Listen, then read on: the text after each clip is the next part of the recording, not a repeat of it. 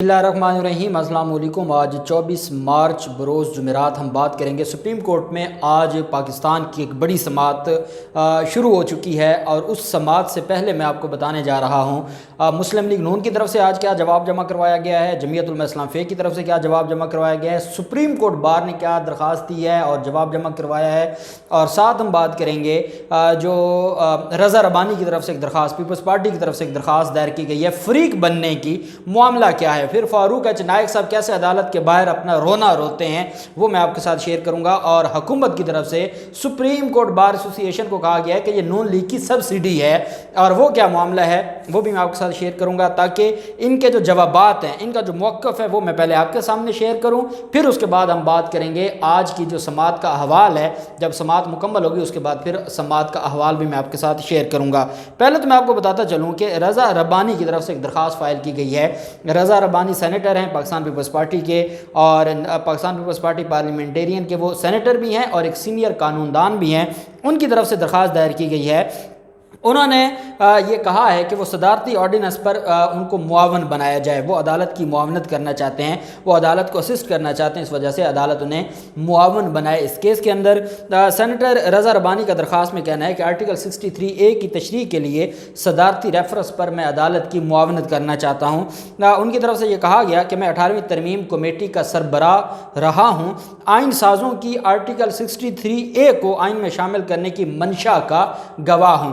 एक चीज़ मैं आपको बताऊं कि जब सुप्रीम कोर्ट तशरीह करती है किसी कानून की, तो सुप्रीम कोर्ट तशरीह में ये कहती है कि ये जो जैसे 62(1)(f) था जिसके तहत नवाज शरीफ को ताहयात नहल किया गया था, उसमें जो बेंच था ऑनरेबल, उन्होंने ये कहा था कि अगर उस वक्त जो लेजिस्लेशन थी, जो पार्लियामेंट थी, अगर उनकी मंशा ये होती कि जो सादिक और अमीन नहीं है, जिसके बारे में अदालतों ने डिक्लेयर कर दिया कि वो सादिक और अमीन नहीं है, तो और उसकी जो डिस्क्वालिफिकेशन सिर्फ 5 साल होती, तो वो तो 63H में आ चुका है। ये अलग से 62(1)(f) में अमेंडमेंट करके, ज़िया-उल हक के दौर में अमेंडमेंट करके ये क्यों लाया गया था, उस पर अदालत ने कहा कि हमें ये लगता है कि जो उस वक्त की लेजिस्लेशन थी उनकी मंशा थी, उनकी मंशा ये थी कि आप इस सारे मामले में जो डिस्क्वालिफिकेशन है, जिसके बारे में अदालतें डिक्लेयर कर दें कि वो सादिक और अमीन नहीं है, तो वो ताहयात होगा। आइन की तशरीह करते वक्त अदालतें हमेशा ये देखती हैं कि उस वक्त लेजिस्लेशन की मंशा क्या थी।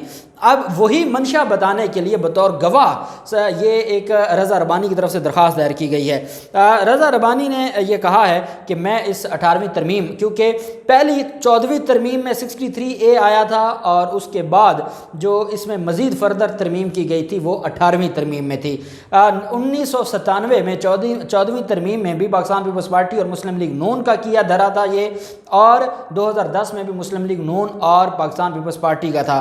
मैं रज़ा रबानी साहब को ये बताना चाहूँगा कि हुजूर अगर मंशा ये थी, हम बता देते हैं ना, पूरी कौम को पता है कि नवाज शरीफ और बेनज़ीर की मंशा क्या थी, नवाज शरीफ और आसिफ जरदारी की मंशा क्या थी। जब 14वीं तरमीम आई, और 14वीं तरमीम से पहले आप स्नैरियो को देखें कि 1990 है, 1990 से 1997 तक जो कुछ होता रहा, कभी बेनज़ीर भुट्टो को हटा दिया जाता था 58(2)B का सहारा लेकर, कभी नवाज शरीफ को हटा दिया जाता था, कभी कुछ, तो वो जो पूरा तमाशा 8-9 सालों में जो तमाशा लगा रहा, 2 दफ़ा बेनज़ीर आ गई, 2 दफ़ा नवाज शरीफ आ गए, उस तमाशे को ख़त्म करने के लिए ये 14वीं तरमीम लाई गई बेनज़ीर भुट्टो और जो मरहुमा और उनके साथ नवाज शरीफ की तरफ से। मकसद सिर्फ ये था कि हार्स ट्रेडिंग ना हो। इसका पूरा बैकग्राउंड छांगा मांगा था। इस बैकग्राउंड को मद्देनज़र रखते हुए उन्होंने कहा कि ठीक है, अब हम अपने अपने वोटों के सर पर सियासत किया करेंगे, हम वोटों की ख़रीदो फरोख्त नहीं करेंगे। इस मंशा की बुनियाद पर ये 14वीं तरमीम लाई गई थी। ये मंशा सुप्रीम कोर्ट को पता है। रज़ा रबानी साहब, आप अदालत को गुमराह करना चाहते हैं। आप अदालत को कह रहे हैं कि 18वीं तरमीम की कमेटी का मैं सरबराह था, आइन साज़ों की, लेजिस्लेशन की आर्टिकल 63A को आइन में शामिल करने की मंशा का मैं गवाह हूँ। ये आपका कहना बदनीयती है, क्योंकि मंशा पर अदालत को गवाह नहीं चाहिए। मंशा पर अदालत ने अपना माइंड इस्तेमाल करना है। अदालत ने यह देखना है कि बैकग्राउंड क्या था। अगर मुझे एक बात बताएं कि अगर हॉर्स ट्रेडिंग भी जायज़ है, अगर वोट ख़रीदे خریدنے ہیں اور ووٹ خریدنے کے بعد آپ نے ووٹ آف نو کانفیڈنس میں ووٹ ڈال بھی دینا ہے, وہ ووٹ کاؤنٹ بھی ہونا ہے, تو اس کے بعد پھر 63A کی جو حیثیت ہے وہ ختم ہو جاتی ہے. پھر اس کو لانے کا کوئی مقصد نظر نہیں آتا کہ جب 63A کے تحت اگر کوئی ووٹ آف نو کانفیڈنس میں ووٹ ڈال دیتا ہے اور اس کے بعد وہ چلا جاتا ہے اور وہ بعد میں ریزائن کر دیتا ہے, معاملہ الیکشن کمیشن سے ڈیسیجن سے پہلے ووٹ اس کا کاؤنٹ ہو گیا, ووٹ کاؤنٹ ہونے سے بعد وہ ریزائن بھی کر دیتا ہے, تو اس وجہ سے وہ نہلی سے بھی بچ جائے, جو ان کا ماننا ہے کہ وہ نہلی سے بھی بچ جائے, ووٹ بھی کاؤنٹ ہو جائے, تو پھر تو 63A کی منشے ختم ہو جاتی ہے, پھر تو حیثیت ہی ختم ہو جاتی ہے. پھر فائدہ کیا ہوا یہ سارے کا سارا معاملہ کرنے کے لیے؟ تو یہ رضا ربانی کی طرف سے درخواست دائر کی گئی ہے جس کو آپ کے ساتھ میں نے شیئر کیا. اب ہم آ جاتے ہیں جو صدارتی ریفرنس میں 3 جواب آ چکے ہیں. مسلم لیگ نون کا جواب, اچھا جمعیت علماء اسلام فے نے تو 63A کو غیر جمہوری قرار دے دیا. آج مولانا فضل الرحمان کے رائٹ ہینڈ پر بیٹھے ہوتے ہیں شہباز شریف, لیفٹ ہینڈ پر بیٹھے ہوتے ہیں بلاول زرداری, یہ دونوں 63A کے موجب بھی ہیں اور اس کے یہ بانی بھی ہیں. ان کے بارے میں جمعیت علماء اسلام فے اپنے جواب میں کہہ رہی ہے کہ یہ تو ہے ہی غیر جمہوری. 63A جو کہ آئین کے اندر لے کر آنے والے ہیں پیپلز پارٹی اور نون لیگ, ان کے بارے میں کہا جا رہا ہے کہ یہ غیر جمہوری ہے. اب میں آپ کو جواب سناتا ہوں. سپریم کورٹ کا جو جواب ہے, آئین کا آرٹیکل 95 ووٹ ڈالنا رکن قومی اسمبلی کا انفرادی حق ہے, وہ جماعت کا حق نہیں ہے, یہ کہنا ہے سپریم کورٹ بار کا. سپریم کورٹ بار نے اپنے جواب میں یہ تحریر کیا کہ آرٹیکل 95 کے تحت ووٹ کسی سیاسی جماعت کا حق نہیں ہو سکتا, کسی رکن قومی اسمبلی کو ووٹ ڈالنے سے روکا نہیں جا سکتا, عوام اپنے منتخب نمائندوں کے ذریعے نظام حکومت چلاتے ہیں. جواب کے متن میں یہ بھی کہا گیا کہ آرٹیکل 63A کے تحت MNA کو ووٹ ڈالنے سے پہلے نہیں روکا جا سکتا. آرٹیکل 95 کے تحت ڈالا گیا ہر ووٹ گنتی میں شمار ہوتا ہے, ہر رکن قومی اسمبلی اپنے ووٹ کا حق استعمال کرنے میں خود مختار ہوتا ہے. سپریم کورٹ بار کا مزید کہنا ہے کہ آرٹیکل 63A میں پارٹی ڈائریکشن کے خلاف ووٹ ڈالنے پر کوئی نااہلی نہیں ہے. وہ تو 63 کے یہ وہ لوگ ہیں جو خود 63 لے کر آئے تھے, جب ان کے گلے پڑ گیا, جو گڑھا انہوں نے کھودا تھا آج خود اس میں گرنے لگ گئے, تو اب ان کو بڑی تکلیف ہونا شروع ہوگی اور کہتے ہیں 63 میں تو نااہلی ہے ہی نہیں. یہ سپریم کورٹ بار کہہ رہی ہے.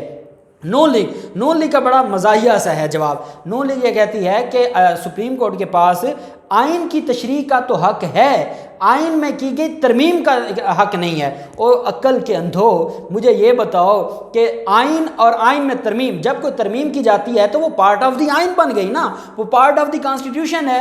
یہ کیسی بات ہے؟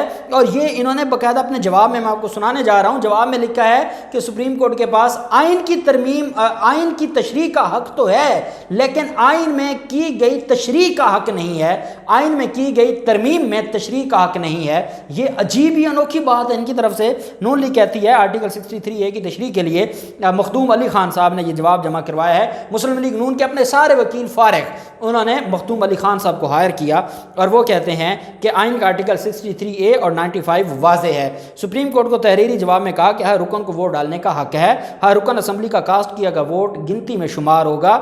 صدارتی ریفرنس قبل از وقت اور غیر ضروری مشق ہے. مسلم لیگ نون کا جواب میں یہ کہنا تھا کہ سپریم کورٹ کے پاس آئین کی تشریح کا اختیار ہے, آئینی ترمیم کا نہیں ہے. یہ انوکھا ان کی طرف سے جو موقف ہے یہ بڑا انوکھا ہے. ساتھ جمعیت علماء اسلام فے کہتی ہے سلیکٹڈ عہدیدار آرٹیکل 63A کے تحت ووٹ ڈالنے یا نہ ڈالنے کی ہدایت نہیں کر سکتے. عمران خان کے بارے میں جواب سپریم کورٹ میں دے رہے ہیں اور الفاظ دیکھیں, سلیکٹڈ عہدیدار آرٹیکل 63A کے تحت ووٹ ڈالنے یا نہ ڈالنے کی ہدایت نہیں کر سکتے. جمعیت علماء اسلام فے سے میں کہوں گا کہ یہ کہتے ہیں نا آپ بلاول اور نواز شریف کو یا مریم نواز کو کہ آپ 63A میں لکھ دیتے کہ بھئی الیکٹڈ ہونا ضروری ہے, سلیکٹڈ ہونا ضروری نہیں ہے. انہوں نے تو اس وقت نہیں لکھا تھا کہ زرداری بھی سلیکٹڈ اور نواز شریف بھی سلیکٹڈ, تو اب آپ بھی تو سلیکٹڈ رہے ہیں. کہتے ہیں اپنے جواب میں کہ PTI میں پارٹی الیکشن نہیں ہوئے, جماعت سلیکٹڈ عہدیدار چلا رہا ہے. سلیکٹڈ عہدیدار آرٹیکل 63A کے تحت ووٹ ڈالنے یا نہ ڈالنے کی ہدایت نہیں کر سکتا. یہ بات PTI کی تو ہے نہیں, یہ تو ایک جرنل ہے کہ کیا جو پارٹی سربراہ ہے وہ اگر کسی کے بارے میں ڈکلیئر کر دے کہ وہ پارٹی پالیسی کے خلاف جا رہا ہے تو وہ نااہل ہوگا یا نہیں ہوگا, یہ پوچھا جانا ہے. اس کے علاوہ تو کوئی بات نہیں ہے. جمعیت علماء اسلام کا کہنا ہے کہ اسپیکر قومی اسمبلی کو اراکین کے ووٹ مسترد کرنے کا اختیار نہیں ہے. لازمی نہیں کہ عدم اعتماد پر ووٹنگ سے پہلے ہی ریفرنس پر رائے دی جائے. کسی رکن کے خلاف نااہلی کا کیس بنا تو سپریم کورٹ تک معاملہ آنا ہی ہوتا ہے. جمعیت علماء اسلام کا کا کہنا ہے کہ سپریم کورٹ نے پہلے رائے دی تو الیکشن کمیشن کا فورم غیر مؤصل ہو جائے گا۔ آرٹیکل 63A پہلے ہی غیر جمہوری ہے۔ جمعیت علماء اسلام فے کہہ رہی ہے اس 63A کے بارے میں جس کے بارے میں آج تک نواز شریف اور زرداری یہ کہتے ہیں اور وہ اس کا کریڈٹ لیتے ہیں کہ 63A ترمیم ہم نے کی، ہم نے آئین میں خوبصورت ترمیم کی اس کے بارے میں، اور یہ 18ویں ترمیم کا حصہ ہے جس کو یہ اتنا مقدس سمجھتے ہیں کہ 18ویں ترمیم بچا لو، اس کے علاوہ پورے آئین کو اٹھا کے پھینک دو، خیر ہے، صرف 63A بچنا چاہیے، صرف 18ویں ترمیم بچنی چاہیے۔ اس کے بارے میں فضل الرحمان کہتے ہیں کہ آرٹیکل 63A تو پہلے ہی غیر جمہوری ہے، آزاد جیت کر پارٹی میں شامل ہونے والوں کی نشست بھی پارٹی کی پابند ہو جاتی ہے۔ سپریم کورٹ میں جمعیت علماء اسلام کے جمع جواب میں کہا ہے کہ ریفرنس سے لگتا ہے کہ صدر، وزیر اعظم، اسپیکر ہمیشہ صادق اور امین ہیں اور رہیں گے، پارٹی کے خلاف ووٹ پر تا حیات نہلی کمزور جمہوریت کو مزید کم تر کر دے گی، عدالت پارلیمنٹ کی بالادستی ختم کرنے سے اجتناب کرے۔ تو یہ تو سیدھا سیدھا ان کی طرف سے جو جواب ہے یہ سیدھا سیدھی ایک لڑائی ہے جو یہ لڑنا چاہتے ہیں، اور ان کو تکلیف یہ ہے کہ یہ چاہتے ہیں کہ سارے معاملے میں ہمیں کچھ ریلیف ملے، اور یہ چاہتے ہیں کہ کسی طریقے سے پورا نظام ایک دفعہ ختم ہو اور ہمیں موقع ملے اور ہم اس سارے معاملے کو دیکھیں۔ جبکہ فواد چودھری کی طرف سے سپریم کورٹ بار ایسوسی ایشن کے بارے میں کہا ہے کہ سپریم کورٹ بار ایسوسی ایشن کا جواب پڑھ کر لگتا ہے سپریم کورٹ بار باڈی نون لیگ کی جو نون لیگ کے بہاف پر اور وہ ان کی سبسڈری بن گئی ہے۔ وکلا تنظیموں کا کام سیاسی جماعتوں کا اعلی کار بننا نہیں ہے۔